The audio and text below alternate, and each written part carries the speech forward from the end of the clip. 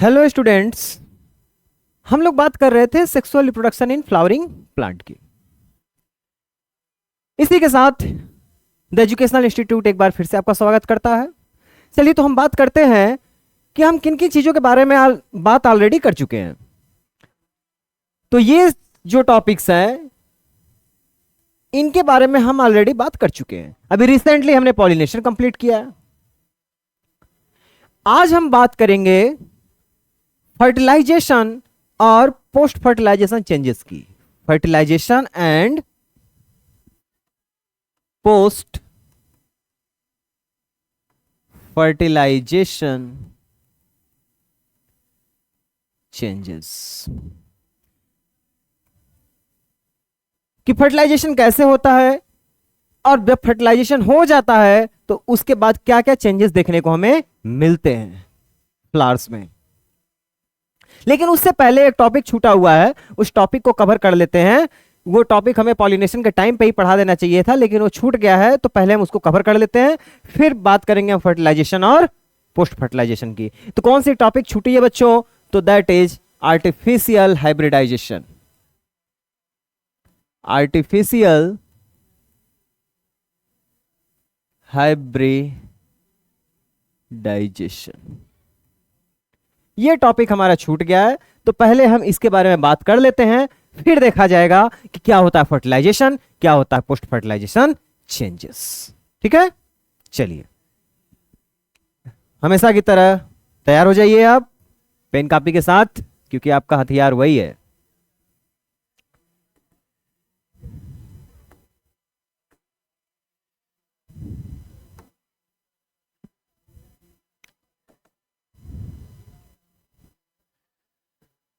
चलिए तो हम बात करते हैं किसकी?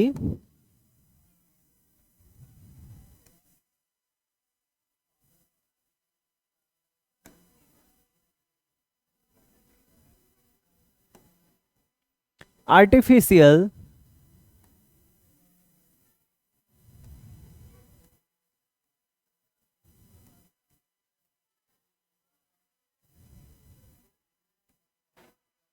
हाइब्रिडाइजेशन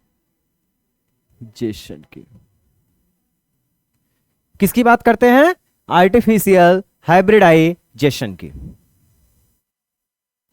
क्या होता है आर्टिफिशियल हाइब्रिडाइजेशन? मीन्स दैट इसमें करते क्या है हम कि जो पॉलिनेशन खुद से हो रहा था नेचर में, वो पॉलिनेशन हम खुद से नहीं होने देते हैं, बल्कि इंटरफेयर करना शुरू कर देते हैं। होगा पॉलिनेशन ही, बट ह्यूमन का इंटरफेरेंस शुरू हो जाता है। और ह्यूमन किस तरीके से इंटरफेरेंस करता है, चलिए हम बात करते हैं। तो सबसे पहले आर्टिफिशियल हाइब्रिडाइजेशन में क्या किया जाता है कि फर्स्ट ऑफ ऑल एक प्लांट चूज किया जाता है।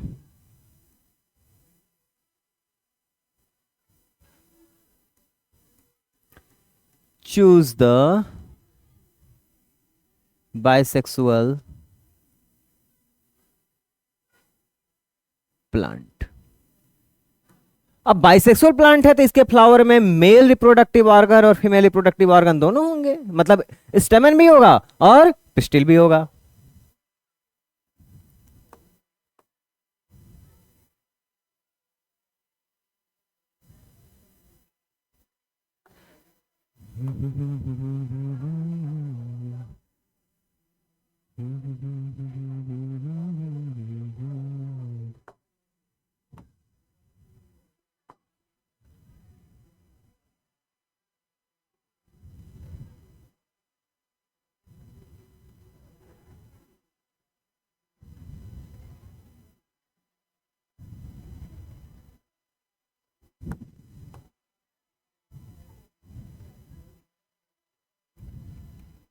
ठीक, ये कोई फ्लावर है, इसमें मेल पार्ट भी है और फीमेल पार्ट भी है, स्टेमन भी है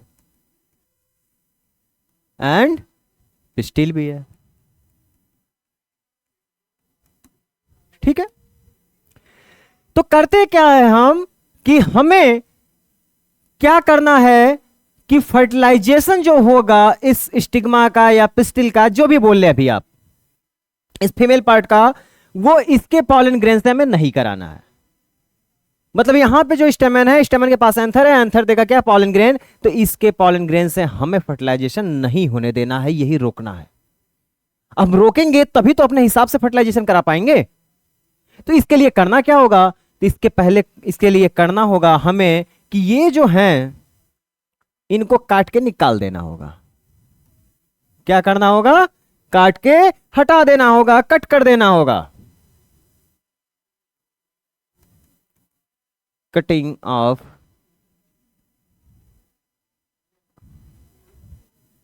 और रिमूवल ऑफ स्टेमन। अब इसी रिमूवल प्रोसेस को बोला जाता है इमैस्कुलेशन। क्या बोला जाता है, इमैस्कुलेशन। तो दूसरा प्रोसेस हमें क्या करना है, इमैस्कुलेशन।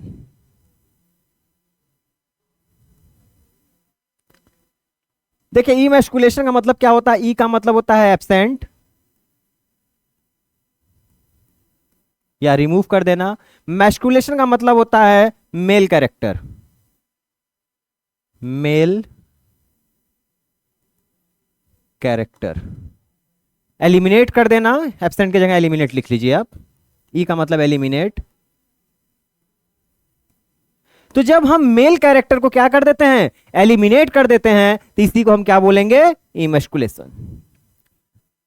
चलिए एक चीज तो हो गई, लेकिन बात रह गई कि ये तो इन्वायरमेंट में खुला हुआ है, कहीं से भी पॉलन ग्रेन आकर इसको फर्टिलाइज करा सकता है। उसके लिए क्या करेंगे हम, तो जब तक ये मैच्योर नहीं हो जाता है, जब तक ये मैच्योर नहीं हो जाएगा, ये तो काट दिए हम, तो इसको कर देंगे हम कवर। क्या कर देंगे, फ्लावर को अब कर देंगे कवर। अब हमने फ्लावर को कर दिया कवर, और इस प्रोसेस को क्या बोलते हैं, बैगिंग। क्या बोलते हैं, बैगिंग। तो थर्ड स्टेप हमने क्या की, बैगिंग। बैगिंग से क्या हुआ कि जब तक ये फीमेल पार्ट मैच्योर नहीं होगा, तब तक बाहर से पॉलन ग्रेन हम जो आकर इसको फर्टिलाइज कर सकता है उसको प्रोहिबिट कर दे रहे हैं, रोक दे रहे हैं। जब ये मैच्योर हो जाएगा तो हम तब पर भी बैग नहीं हटाएंगे जब तक कि हम अपने हिसाब से पॉलन ग्रेन लेकर नहीं आएंगे। तो हम क्या करेंगे, हम next choose pollen grain of desired plant. Choose pollen grain of desired plant।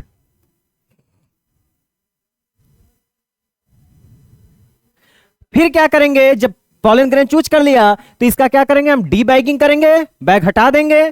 तो क्या करेंगे, पांचवा D bagging. D bagging, bag हट गया। क्या हुआ, बैग हट गया। अब जैसे ही बैग हटा, वैसे ही ये जो हम पॉलन ग्रेन लाए हैं वो पॉलन ग्रेन कर देंगे इस पे स्प्रेड।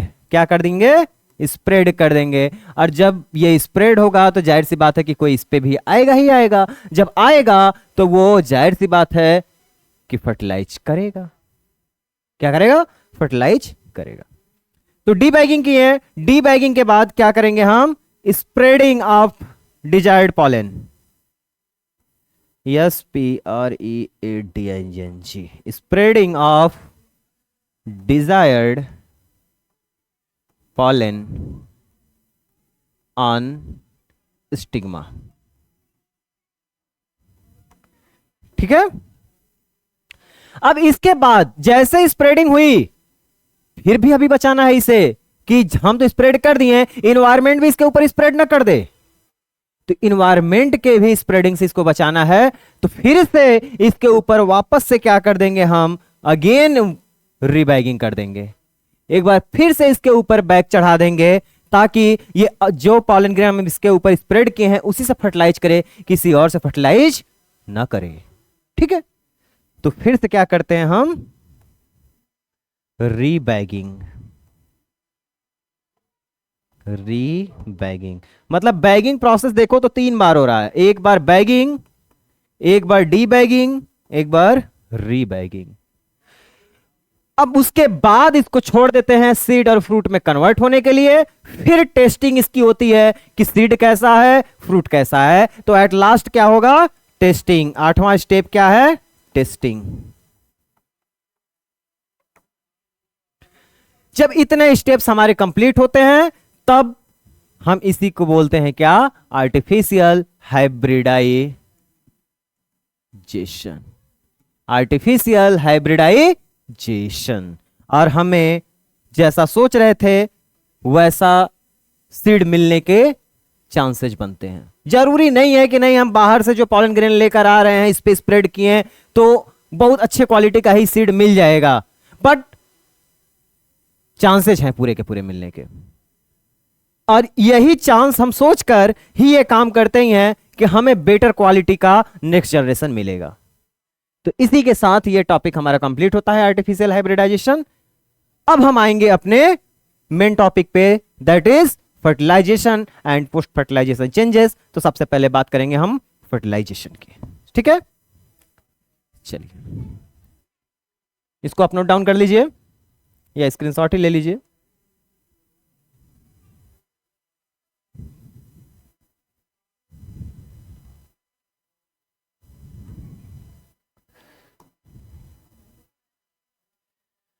तो नेक्स्ट क्या देखना है हमें? फर्टिलाइजेशन। क्या देखेंगे? फर्टिलाइजेशन की क्या होता है फर्टिलाइजेशन। पता तो है ही आपको, the fusion of male gamete to the female gamete, या fusion of pollen grain to the egg cell, fusion of male gamete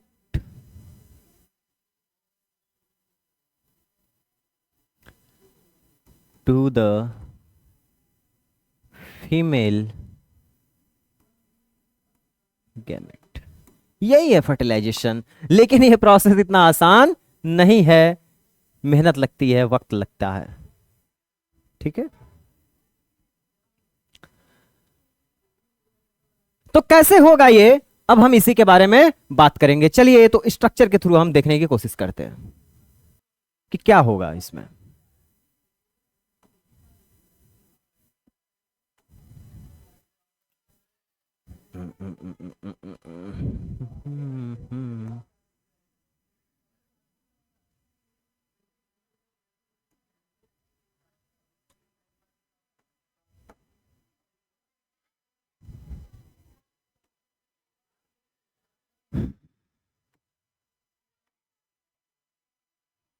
तो चलिए फीमेल पार्ट बनाते हैं, देखिए कैसे होता है फर्टिलाइजेशन।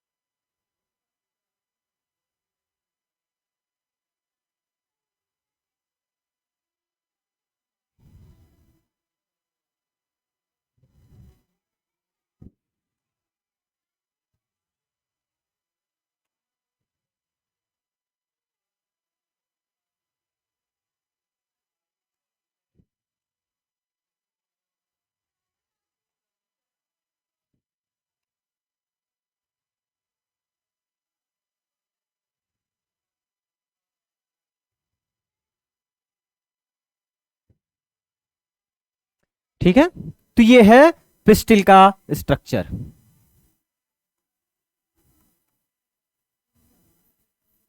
क्या है? पिस्टिल का स्ट्रक्चर।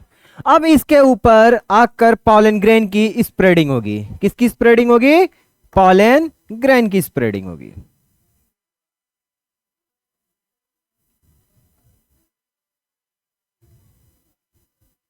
बहुत सारे पॉलन ग्रेन है। पॉलन ग्रेन का अगर इन लार्ज स्ट्रक्चर हम दिखाएं आपको तो कुछ ऐसा होता है।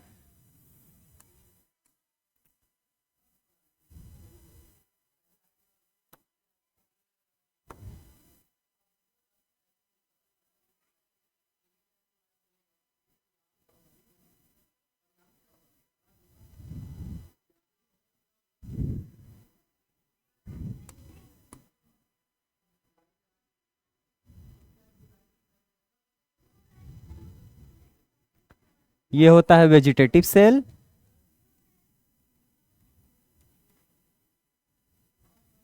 और ये generative cell.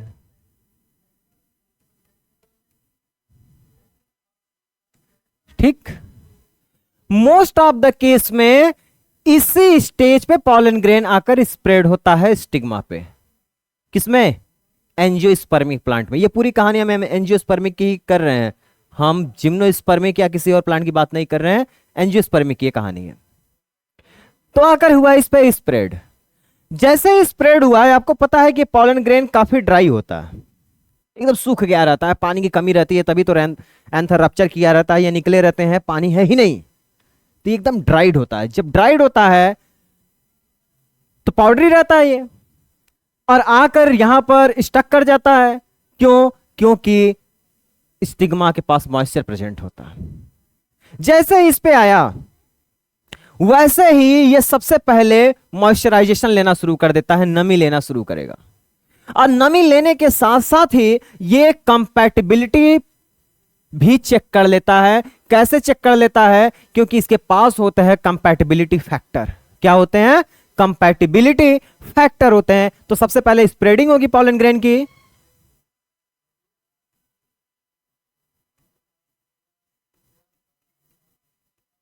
Spreading of pollen grain. Topic लिख लेना, फर्टिलाइजेशन।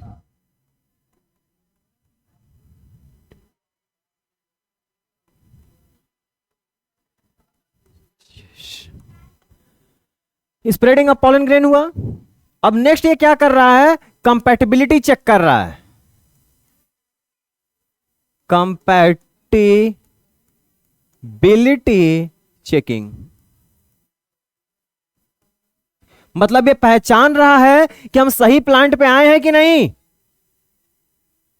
इसी से हमारा फ्यूजन होगा कि किसी और से होगा। और वही काम इधर से ये भी कर रहे हैं, स्टिग्मा भी।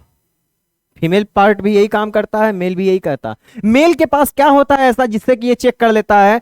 तो हम बताए थे कि कुछ सब्सटेंसेस होते हैं जो टैपेटम सिक्रीट करता है, और वो टैपेटम जब सिक्रीट करता है तो इसी के ऊपर वो अटैच रहते हैं या चिपके रहते हैं। इवन जो आउटर लेयर है इसका, ये बेसिकली एक्जाइन के नाम से जाना जाता है, लेकिन ये किससे बना रहता है? स्पोरोपोलिनिन से। स्पोरोपोलिनिन को भी कौन बनाता है? टैपेटम बनाता है। इसके साथ साथ कुछ केमिकल्स भी कौन इसको दे दिया रहता है? टैपेटम दे दिया रहता है। कंपैटिबिलिटी फैक्टर्स कौन दिया रहता है इसे? टैपेटम दिया रहता है।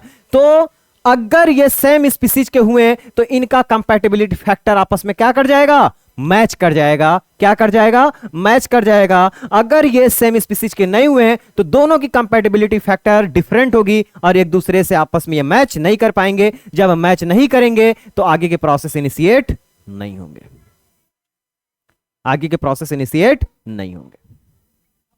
तो चेकिंग ऑफ कंपैटिबिलिटी फैक्टर, जब कंपैटिबिलिटी फैक्टर चेक हो जाती है या कंपैटिबिलिटी चेक हो जाती है तब क्या होता है? Germination of pollen grain.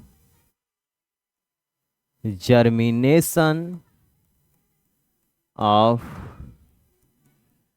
Pollen grain germinate करना शुरू करेगा। कैसे जर्मिनेट करेगा जरा देखिए। ये पॉलन ग्रेन है, पानी लिया, सोख रहा है, मॉइस्चराइजर ले रहा है। ये जो अंदर के सेल्स हैं बहुत ज्यादा मॉइस्चराइजर लेने लगते हैं, नमी लेने लगते हैं, फूलने लगते हैं, फूलने लगते हैं। तो जैसे कभी गुब्बारे वगैरह का खूब फुलाइए और कहीं लेकिन उसको एक केज में बंद किए रही है, तो केज जहां से खुला रहेगा वो हिस्सा वहां से बाहर निकलना शुरू कर देता है। जैसे मान लीजिए ये कोई बलून है, इसको आप फुला रहे हो लेकिन हार्ड केज के अंदर इसे रखे हुए हो, हार्ड केज के अंदर इसे बंद किए हुए हो।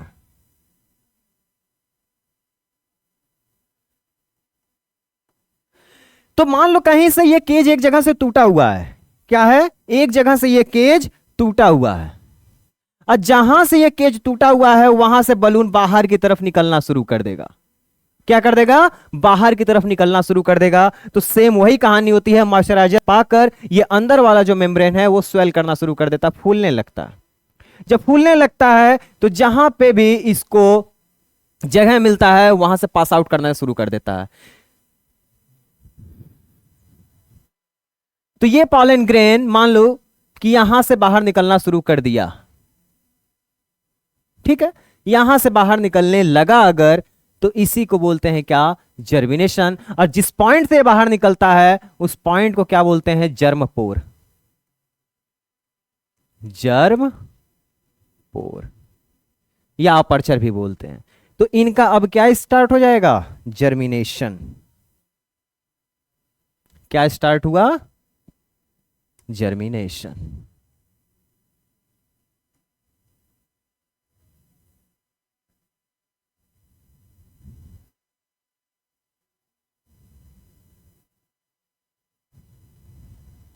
इस जर्मिनेशन में जो सबसे मेन रोल प्ले करता है ये कौन करता है, तो वेजिटेटिव सेल करता है या वेजिटेटिव न्यूक्लियस।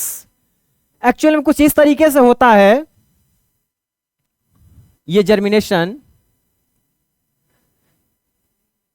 कि ये वाला न्यूक्लियस, मतलब मान लीजिए कि ऊपर की तरफ से, यहां पे हम ऊपर की तरफ से इसको रिलीज करा दे रहे हैं। पहले वेजिटेटिव न्यूक्लियस वाला रीजन बाहर की तरफ जाता है। कौन सा रीजन, वेजिटेटिव न्यूक्लियस वाला रीजन। तो वेजिटेटिव वाला न्यूक्लियस वाला रीजन बाहर जाएगा सबसे पहले, तो यहां पर सबसे आगे कौन रहेगा, वेजिटेटिव न्यूक्लियस रहेगा। वेजिटेटिव न्यूक्लियस के साथ साथ कौन रहेंगे, इनके अंदर बहुत सारे साइटोप्लाज्मिक कंटेंट है वो रहेंगे। अब साइटोप्लाज्मिक कंटेंट के साथ साथ कौन रहेगा, जनरेटिव न्यूक्लियस। ये भी तो उसी में पुश हो रहे हैं, अब पुश हो रहे हैं तो ये भी तो जाएंगे साथ में, तो जनरेटिव सेल भी आएगा। लेकिन जैसे ही जनरेटिव सेल आता है, जनरेटिव सेल जैसे ये वेजिटेटिव न्यूक्लियस पॉलन ट्यूब का फॉर्मेशन करता रहता है, उसी दौरान ये जनरेटिव सेल अपने आप को एक सेल से दो सेल में कन्वर्ट कर लेते हैं, एक सेल से दो सेल में कन्वर्ट कर लेते हैं, और इसी को बोला जाता है फर्स्ट मेल गैमेट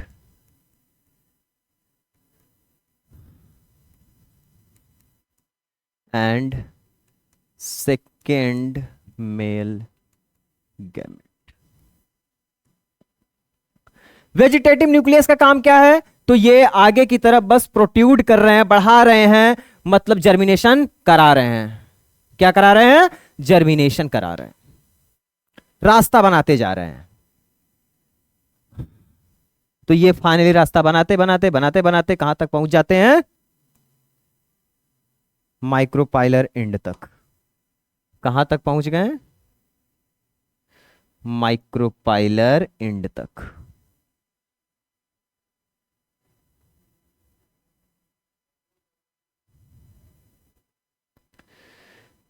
एक बात आती है कि यहां पे ये वाला जो न्यूक्लियस है, ये न्यूक्लियस तो पहुंचा यहां पे पहले, फाइनली यहां से अब ये यहां पहुंच गया।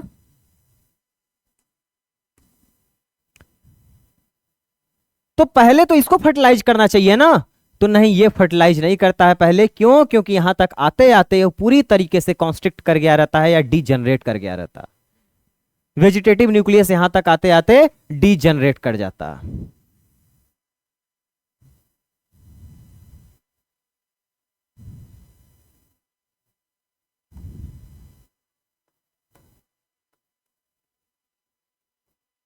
डीजनरेट कर गया कौन, वेजिटेटिव न्यूक्लियस।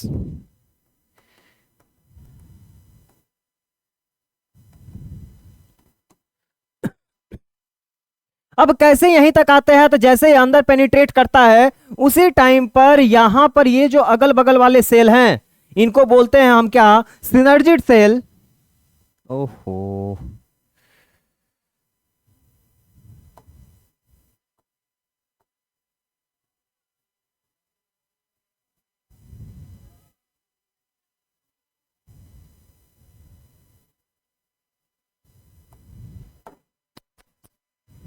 चलिए 1 मिनट फिर से बना लेते हैं, बस 1 मिनट वेट करिएगा।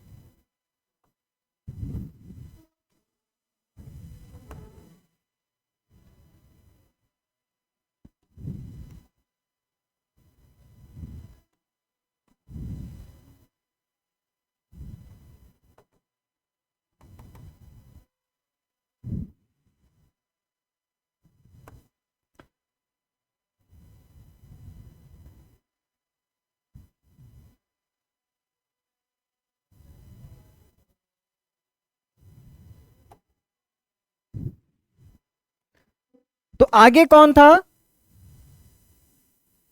वेजिटेटिव न्यूक्लियस, वेजिटेटिव न्यूक्लियस, और वो क्या कर जाता है, degenerate.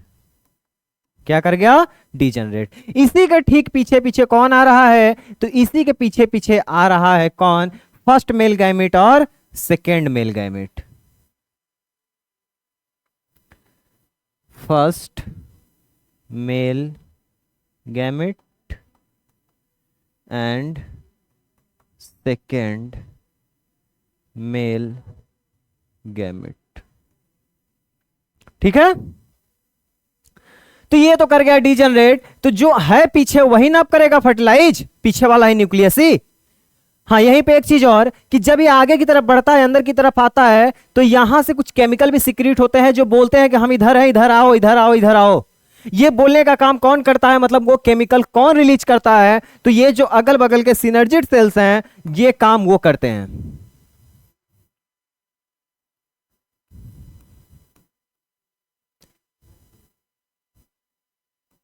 Synergid cells.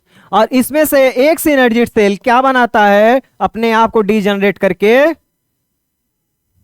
One synergid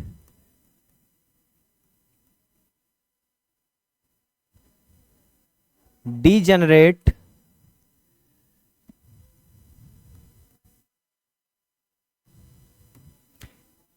and form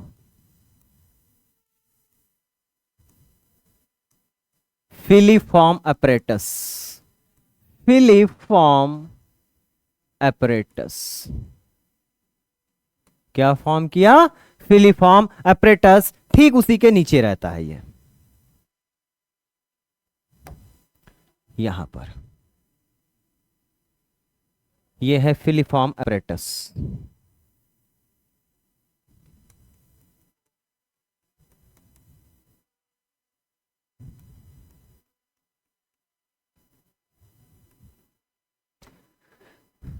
तो फिलीफॉर्म apparatus इधर से गाइड करने की कोशिश कर रहा है और वेजिटेटिव न्यूक्लियस पॉलन ग्रेन या जर्मिनेटिंग ट्यूब के थ्रू क्या कर रहा है, गाइड कर रहा है।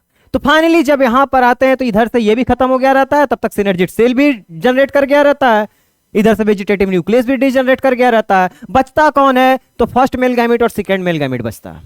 और यहां पे क्या बचता है, तो एग सेल बचता है। क्या बचता है, एग सेल। तो फर्स्ट मेल गैमेट फर्टिलाइज कर जाता है किससे, किससे, एग सेल से। First male gamete, first male gamete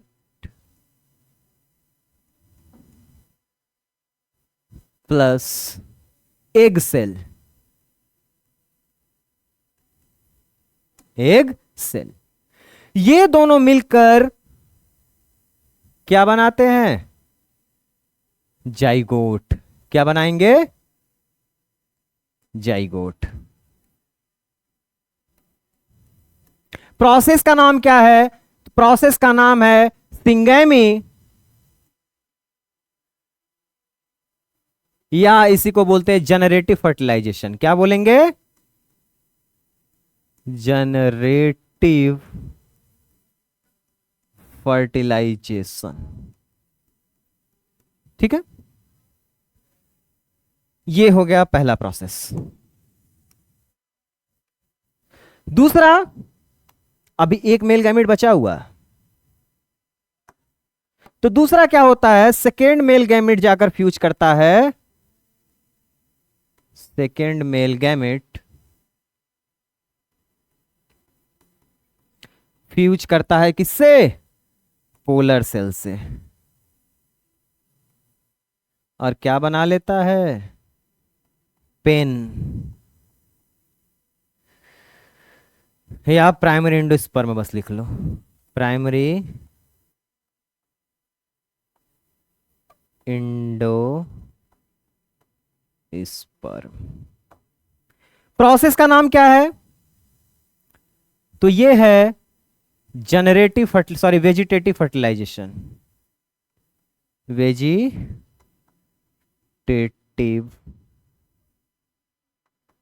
fertilisation.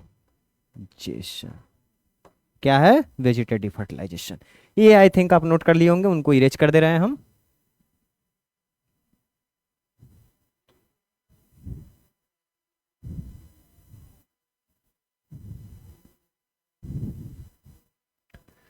तो दो प्रोसेस आपको दिखा, कौन कौन सा? एक जनरेटिव फर्टिलाइजेशन, दूसरा वेजिटेटिव फर्टिलाइजेशन। दो टाइप का फर्टिलाइजेशन हो रहा है।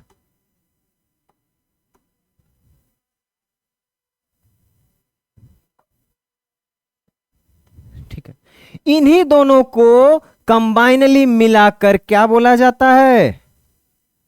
Double fertilization. मतलब generative fertilization and vegetative fertilization is combinely known as double fertilization. Double fertilization.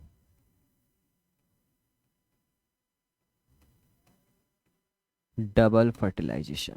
ये सबसे पहले ऑब्जर्व किसने किया था? तो ये सबसे पहले ऑब्जर्व किया था किसने? नौसीन ने।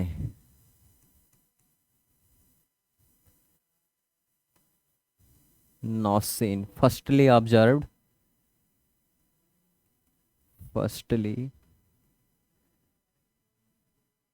Observed by Nawaschin. किसमें? इन फ्रिटिलेरिया,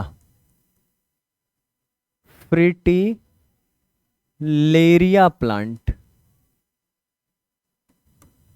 ठीक है, नोट डाउन कर लीजिएगा। डबल फर्टिलाइजेशन किसने ऑब्जर्व किया था? नौसीन ने। किसमें ऑब्जर्व किया था? फ्रिटिलेरिया प्लांट। फर्टिलाइजेशन सबसे पहले किसने दिया था? तो फर्टिलाइजेशन की बात सबसे पहले एंजियोस्पर्म में की थी किसने? स्ट्रॉसबर्गर ने। किसने? स्ट्रॉसबर्गर ने। अगर हम फर्टिलाइजेशन की बात करें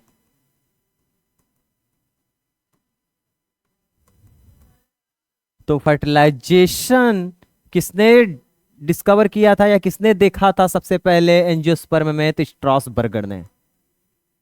स्ट्रॉसबर्गर,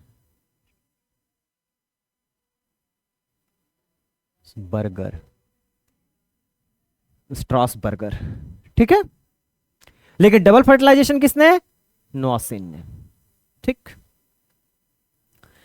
अब यहां पे फर्टिलाइजेशन किसके हेल्प से हो रहा है? पॉलन ट्यूब के हेल्प से हो रहा है। और जब पॉलन ट्यूब के हेल्प से पॉलिनेशन होता है तो इसको बोलते हैं siphonogamy. When pollination takes place through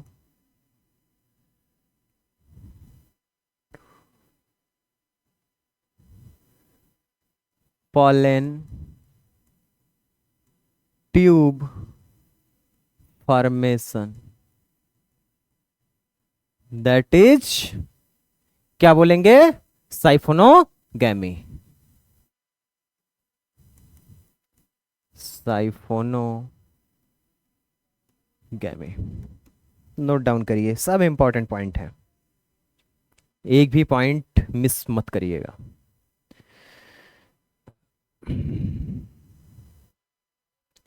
आप कुछ एक्स्ट्रा चीजें जान लेते हैं। एक सेल का काम क्या है पता है आपको, पता चली गया, यही तो फीमेल गैमेट है। सिनर्जिड का काम क्या है,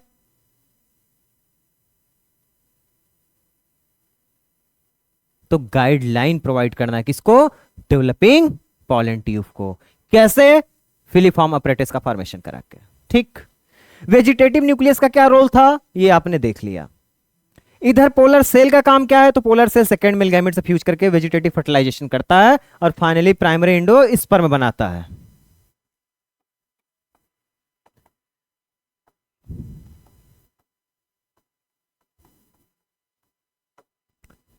ऊपर के इन तीनों सेल का फंक्शन आज तक नोन नहीं है, इनको बोलते क्या है, antipodal cell.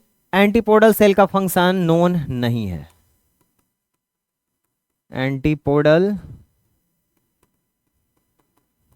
Function is unknown. ठीक है, चलिए, तो ये तो रह गई कहानी किसकी। हाँ, एक और एक्स्ट्रा चीज आपको यहीं पे बता देते हैं, इतना नोट डाउन कर लीजिए तब बताते हैं आपको। क्या बताना है कि जब ये पॉलन ट्यूब जर्मिनेट कर रहा था या अंदर इंडिप्ट कर रहा था, तो ये तो पूरा एरिया भरा होगा सेल से ना, किससे भरा होगा, सेल से भरा होगा ये पूरा का पूरा एरिया, सब जगह सेल सेल ही है।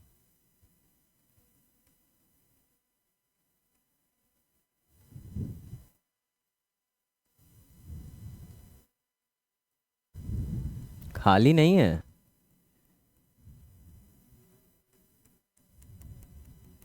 तो ये सेल को काट कैसे रहे होंगे,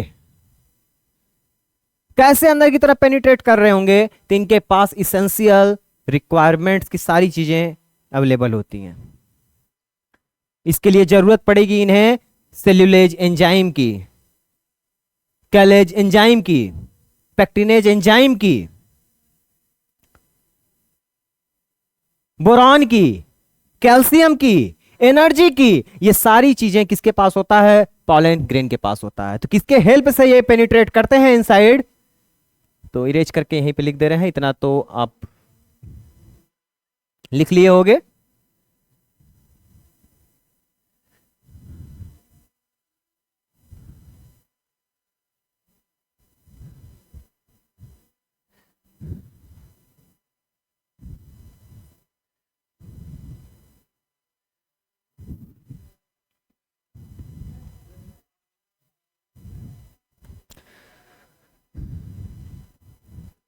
तो पॉलन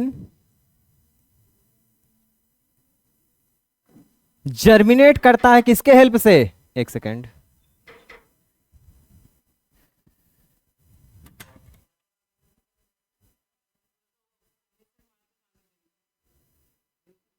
हम लिए नहीं है,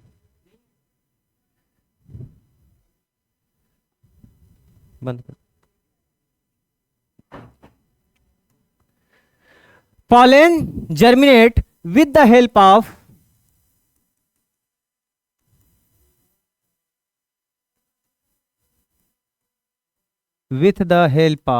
what, cellulase, pectinase,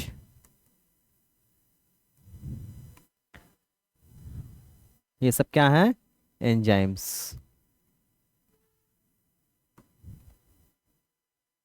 sucrose, sucrose किस लिए, एनर्जी के लिए।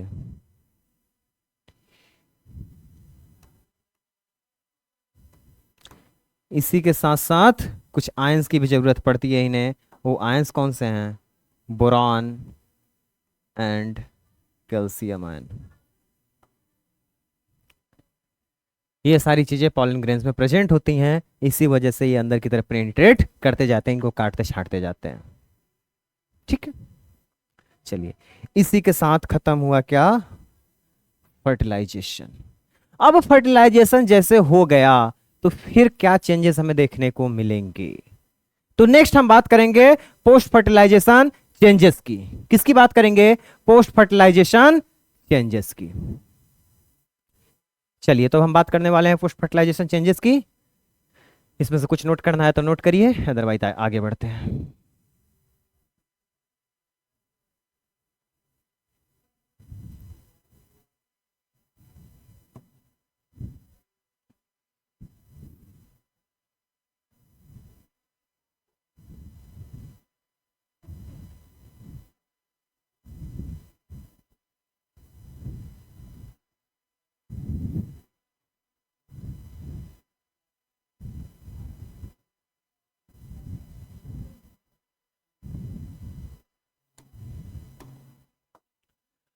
पोस्ट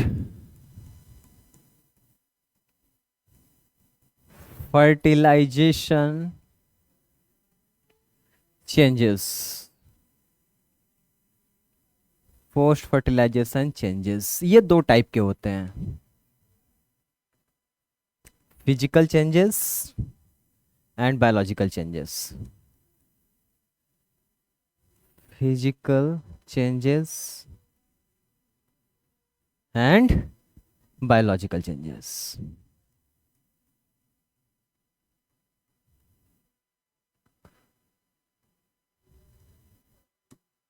ठीक, फिजिकल चेंजेस में क्या क्या होगा? जो भी पार्ट्स होंगे, Corolla,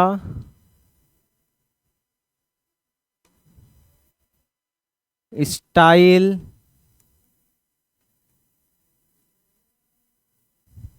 stigma,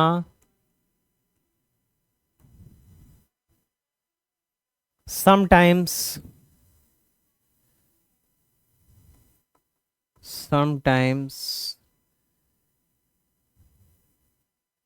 calyx get shed off, झड़ जाते हैं। बट कैलिक्स को हमने क्यों सम टाइम लिखा है? क्योंकि कुछ प्लांट्स में इंटैक्ट रह जाते हैं, जैसे आप टमाटर देखे होंगे, ब्रिंजल देखे होंगे। टमाटर, ये हमारा लाल लाल टमाटर, इसके ऊपर हमारा ये डंठी, और डंठी के अगल बगल ये ऐसे घेरे रहते हैं कि नहीं घेरे रहते हैं? ये चिपका रहेगा, चिपकू।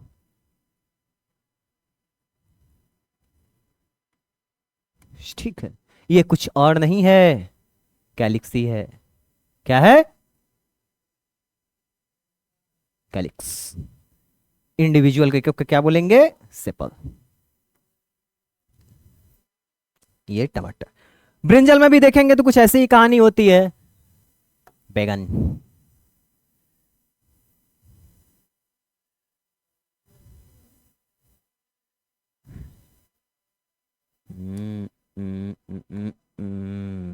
बैगन की भी कहानी कुछ ऐसी ही है।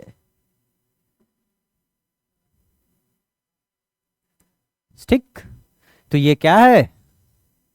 कैलिक्स, या बोल लें सिंगुलर सेपल, प्लूरल कैलिक्स, या ग्रुप कैलिक्स। ठीक, तो कुछ केस में ये इंटैक्ट रह जाते हैं और कुछ में सेड ऑफ हो जाते हैं। ठीक है, तो ये फिजिकल प्रोसेस था, ये फिजिकल चेंजेस थे। अब बायोलॉजिकल चेंजेस देखते हैं हम।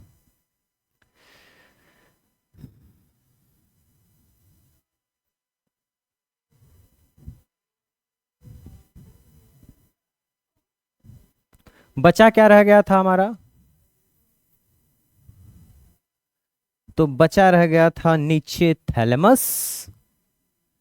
नीचे क्या बचा रह गया था? थैलेमस, और थैलेमस के ऊपर ओवरी। क्या? ओवरी। गोला सा बन जा। भाई,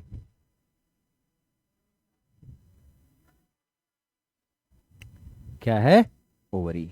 ओवरी के अंदर ओव्यूल।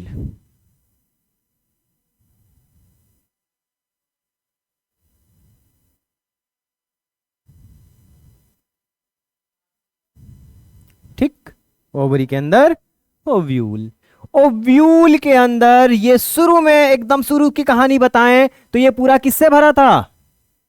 ये पूरा का पूरा भरा हुआ था नीचे। ये पूरा का पूरा रीजन क्या था? Nucellus cell. क्या था? Nucellus cell. न्यूसेलस सेल्स में ही कोई एक अपने आप को एमएमसी में कन्वर्ट कर लिया था, और जैसे ही एमएमसी में कन्वर्ट कर लिया, ये किस में कन्वर्ट हो गया? एम्ब्रियो सैक में। और जैसे एम्ब्रियो सैक में ये कन्वर्ट हुआ, कन्वर्ट होते होते लगभग लगभग पूरा न्यूसेलस सेल्स एग्जॉस्ट हो जाता है। सिर्फ कुछ प्लांट में एग्जॉस्ट नहीं होता, जिसमें नहीं होता है उसकी कहानी भी बताएंगे, लेकिन अभी मानकर चलिए कि ये पूरा हो गया है एग्जॉस्ट। अब यहां पे सिर्फ क्या बचा है? Embryo sac. क्या बचा है? Embryo sac. और इस एम्ब्रियो सैक में हो गया है fertilisation.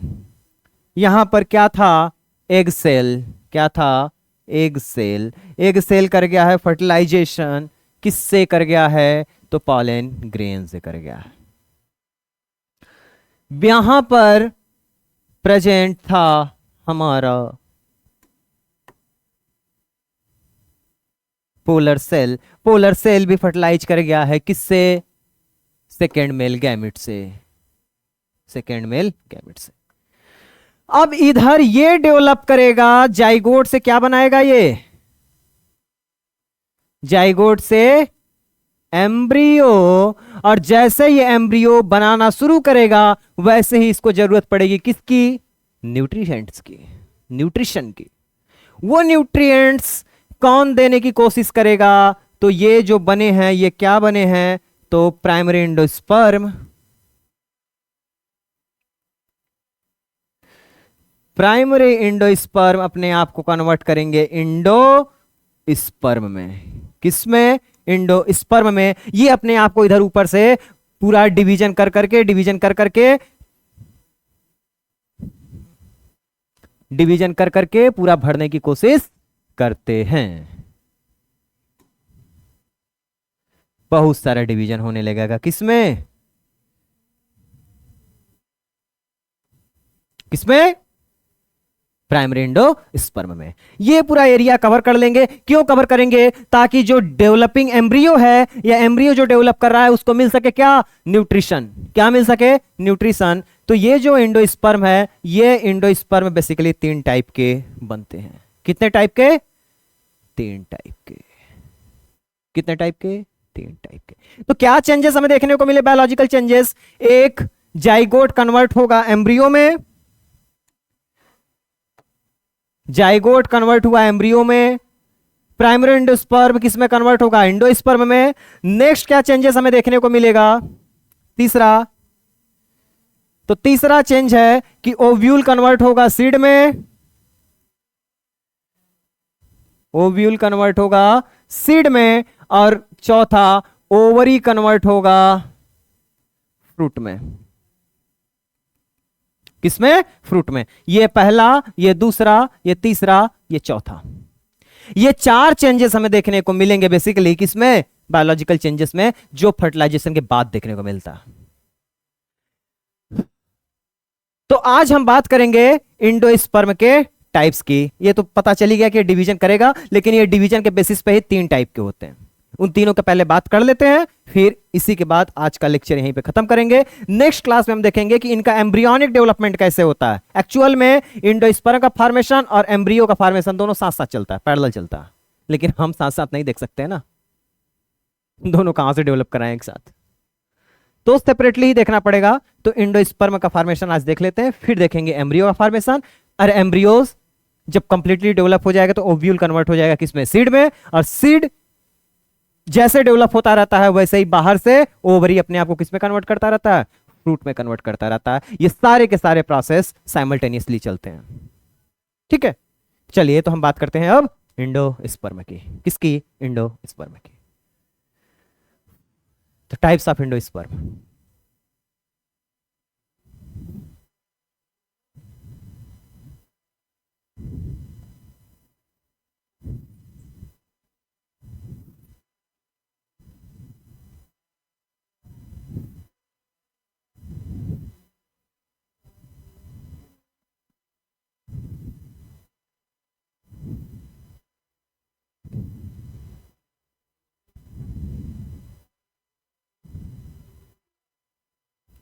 Types of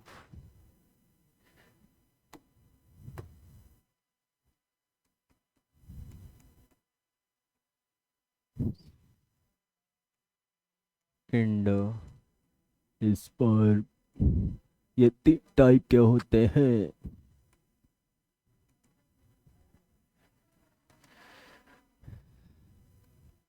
nuclear endosperm,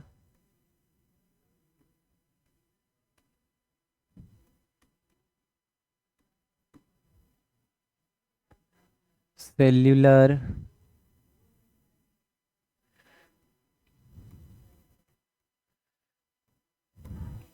and last one is हैलोबियल।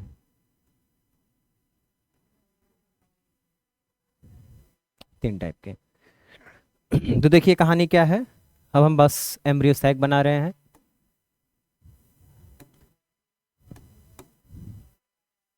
ये था एम्ब्रियो सैक। एम्ब्रियो सैक में नीचे था क्या, जाइगोट। इनका डेवलपमेंट देखा जाएगा फ्यूचर के क्लास में। कहानी है इनकी। तो ये कैसे डेवलप करते हैं, तो ये छोटा छोटा छोटा छोटा छोटा छोटा डेवलप करते जाते हैं।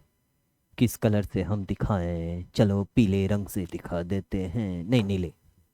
तो ये छोटा छोटा डिवाइड करते गए। सिर्फ और सिर्फ क्या हो रहा है, कैरियोकाइनेसिस, लिक्विडी फॉर्म में ये कन्वर्ट हो गया। पूरा न्यूक्लियस है, बाकी साइटोप्लाज्म सब जगह घूम रहा है। ये क्या है, न्यूक्लियस।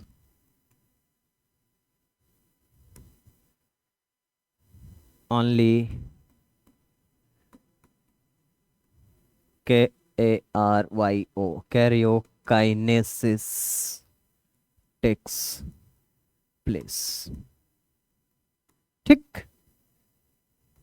तो बाकी जगह क्या है, पूरा फ्लूइड है। फ्लूइड को भी नीला से दिखा रहे हैं हम, पागल है। बाकी जगह क्या है, फ्लूइड मतलब वाटरी सब्सटेंस। ठीक, तो इस टाइप का अगर एंडोस्पर्म होता है तो उसको हम क्या बोलते हैं, न्यूक्लियर एंडोस्पर्म। बट इसी न्यूक्लियस के सराउंडिंग में जब सेल का फॉर्मेशन होने लगे, किसका फॉर्मेशन होने लगे, सेल का फॉर्मेशन होने लगे, मींस दैट ये जो न्यूक्लियस हैं,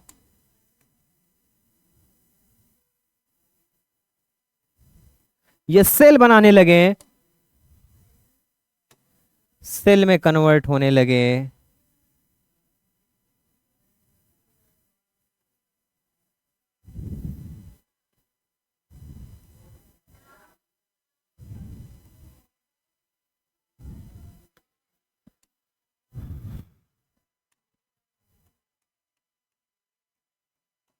तो इस टाइप के एंडोस्पर्म को हम क्या बोलते हैं, सेल्यूलर एंडोस्पर्म। नीचे क्या है, डेवलपिंग एम्ब्रियो है,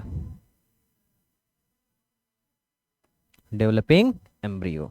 बाकी पूरा भरा रहेगा सेल, सब नहीं बना रहे हैं।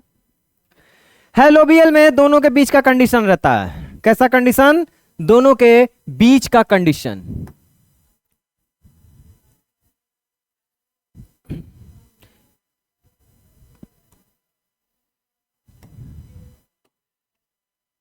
पानी वाला भी रहता है,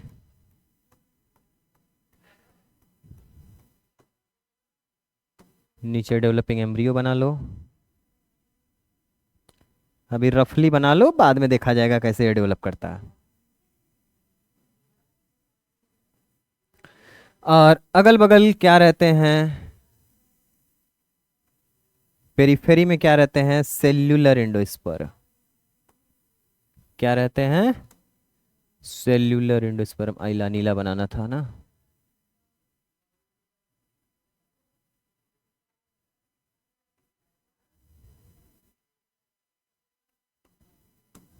अगल बगल क्या है, सेल्यूलर एंडोस्पर्म।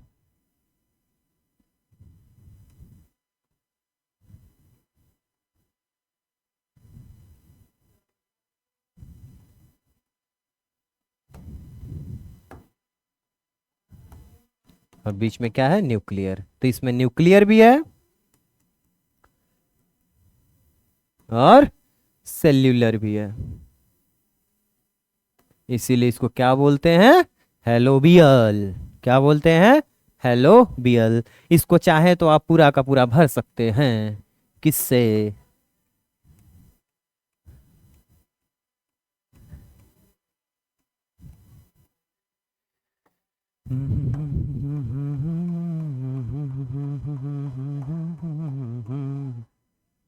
ठीक। तो ये कहानी है किसकी, इंडोस्पर्म की। अब कल हम देखेंगे या नेक्स्ट क्लास में देखेंगे डेवलपमेंट ऑफ एम्ब्रियो। हालांकि ये जितना रफली बना दी इतना रफली होता नहीं है। तो नेक्स्ट हम देखेंगे एम्ब्रियोनिक डेवलपमेंट किसका, जाइगोट का, या प्लांट में एम्ब्रियोनिक डेवलपमेंट, एम्ब्रियो का डेवलपमेंट। तो डेवलपमेंट भी दो तरीके से होता है, क्योंकि प्लांट भी एंजियोस्पर्म में दो टाइप के होते हैं, मोनोकॉट भी होते हैं और डाइकॉट भी होते हैं। तो हम दोनों का डेवलपमेंट देखेंगे, मोनोकॉट का भी डेवलपमेंट देखेंगे, डाइकॉट एम्ब्रियो का भी डेवलपमेंट देखेंगे, ठीक है। इसी के साथ कुछ एडिशनल पॉइंट, जो एडिशनल पॉइंट कहीं ना कहीं कंपटीशन के पॉइंट ऑफ व्यू से इंपॉर्टेंट है, ये भी यहां पे मेंशन कर दे रहे हैं। अगर अच्छा लगे आपको तो नोट कर लीजिएगा।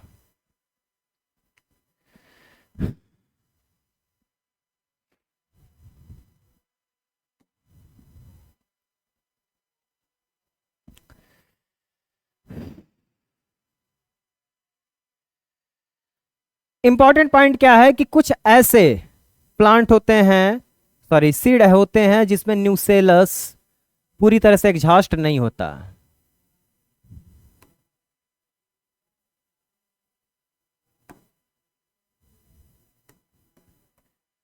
सीड which have persistent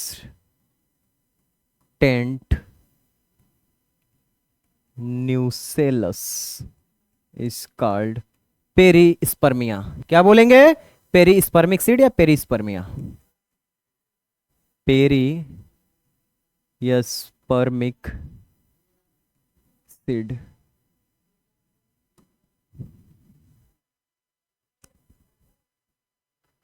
उसी तरह से दो और पॉइंट हैं, xenia and metaxenia, and metaxenia, xenia and मेटाजीनिया।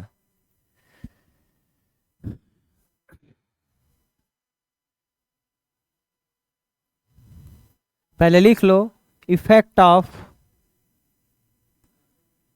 Pollen on endosperm. इसमें effect of pollen on integument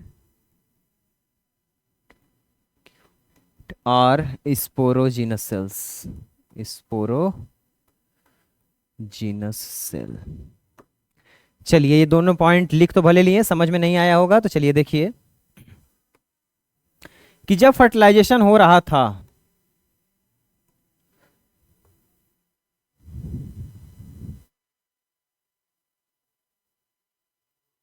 ठीक, तो यहां पर आया था मेल गैमेट।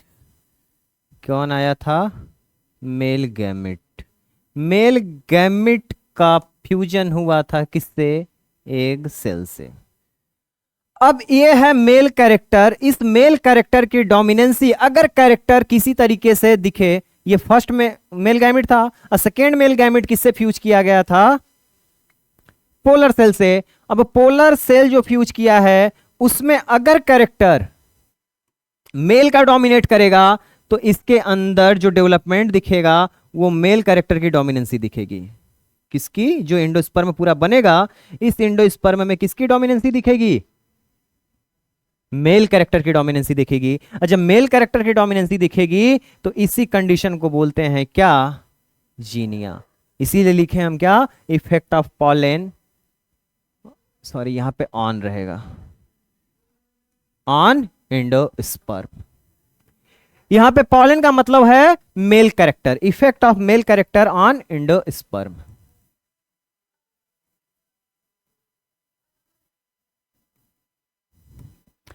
उसी तरह से इस पे ना पढ़ के इधर पढ़े अगर,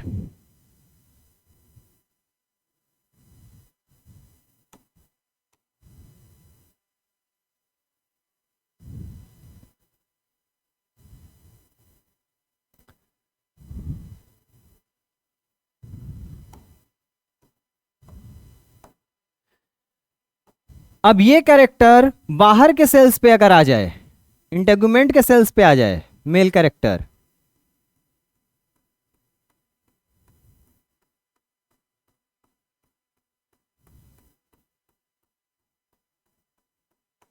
तो दिस इज कॉल्ड मेटाजीनिया। क्या बोलेंगे? Metaxenia. Effect of pollen on integument या स्पोरोजिनस सेल। तो ये स्पोरोजिनस सेल्स ही हैं, कौन? इंटेगुमेंट्स के सेल्स। ठीक है, तो ये कुछ एडिशनल इंफॉर्मेशन थे। इसी के साथ कहानी आज की खत्म। नेक्स्ट क्लास में हम देखेंगे एम्ब्रियोनिक डेवलपमेंट, और एम्ब्रियोनिक डेवलपमेंट के साथ साथ सीड का फॉर्मेशन, फ्रूट का फॉर्मेशन भी अगर टाइम मिला तो उसी क्लास में कवर आउट कर देंगे, अगर नहीं मिला तो फिर नेक्स्ट क्लास के लिए वेट किया जाएगा। ठीक है, तो आज के लिए बस इतना ही। होप दैट आपको किसी पॉइंट पे कोई भी कंफ्यूजन नहीं होगा। अगर कोई कंफ्यूजन होता भी है तो एक बार फिर से आप रिवाइज करिएगा। इसके बाद भी प्रॉब्लम होता है तो आप कमेंट कर सकते हैं। हमसे कुछ भी कमी हुई होगी या कुछ कोई पॉइंट छूटा होगा तो हम आगे से ऐसी गलती नहीं करने की कोशिश करेंगे। ठीक है, चलिए, धन्यवाद आपका।